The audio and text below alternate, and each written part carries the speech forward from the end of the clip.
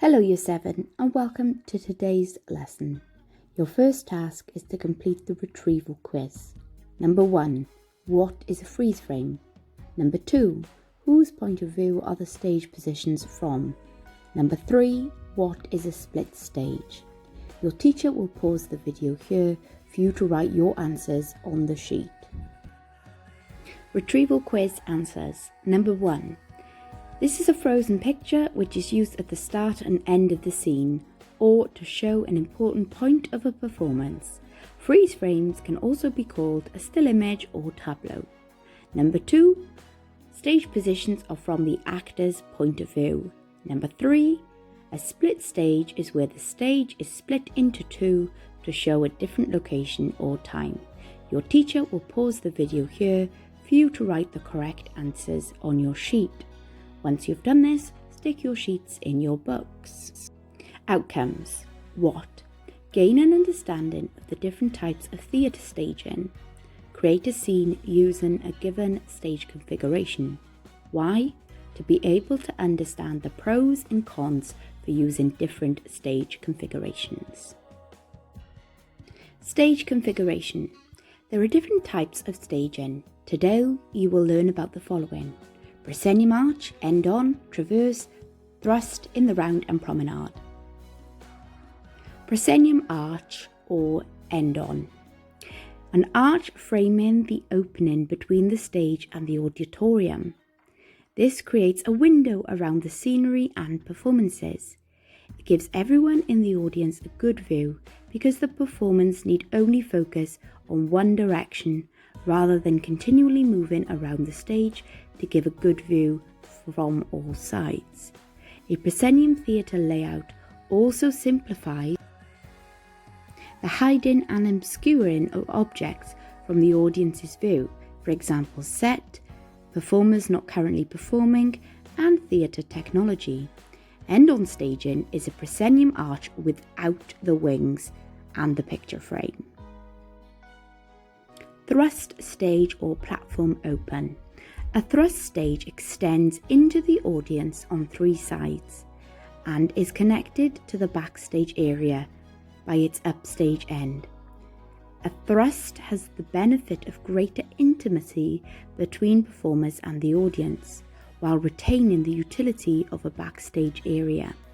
Entrances onto a thrust are most readily made from backstage, although some theatres provide the performance with entrance through the audience. In the round stage or arena. The audience is seated in a circle around the stage or on at least three of its sides.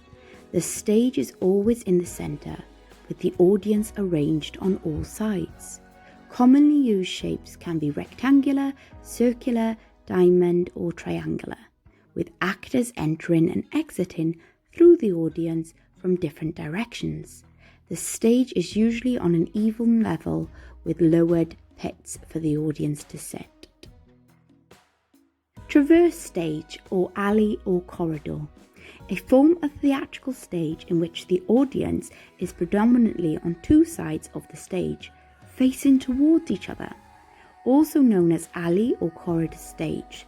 Sometimes one end of the stage space may also end in audience, making it similar to a thrust or three-quarter round stage. Other times the ends of the stage are much longer than the traverse stage itself, allowing for more space for actors, set and scenery. Promenade theatre. As a genre, promenade theatre is extremely versatile, with no formal stage and the audience and actors occupying the same space. It allows for experimentations with both new and old plays, and explores what the theatrical experience can entail for an audience. In moving the audiences around throughout the performance, promenade theatre also pushes boundaries of setting in a way that can't be achieved by other types of staging. Task. You will now be given the sheet displayed on the screen. Your task is to match up the diagrams to the correct description of the stage. Your teacher will pause the video here for you to complete this task. Task. You will be given a stage configuration. You must create 3 freeze frames based on one of the following fairy tales: 3 Little Pigs, Goldilocks and the 3 Bears, or Little Red Riding Hood. You need to think about where the audience will be positioned and where you can enter and exit from. Remember to stay inside your taped out square, and you may be asked to explain where entrances and exits will be if you cannot practically show them. Structuring your piece. Number 1. Decide which fairy tale you are going to perform. 2. Decide who is playing who. 3. Think about the beginning, middle and end of your fairy tale for each freeze frame. 4. Work out how you are going to stage your piece. Think about entrances and exits. 5. Think about stage positions. 6. Bear in mind where your audience is and what you are going to need to do so that they can see the majority of your action. Your teacher will pause the video here for you to rehearse your pieces. Performance and evaluation. As a class, you will watch your peers perform. Your task is to think about which type of staging they have been given.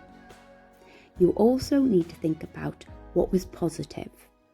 What rules are they successfully using in this still image? What could be added, changed or developed? Your teacher will pause the video here. What have we learned? Can you list the different types of staging? Your teacher will pause the video here for you to discuss. Which stage position demands the actors move from one location to the other? Your teacher will pause the video here. Which stage position needs the actor to keep changing position so that the audience members don't see their backs? And the last one, which stage position has an extra platform built onto it into the audience? Your teacher will pause the video here. I hope you've enjoyed learning about the different stage configurations. Until next time, bye bye.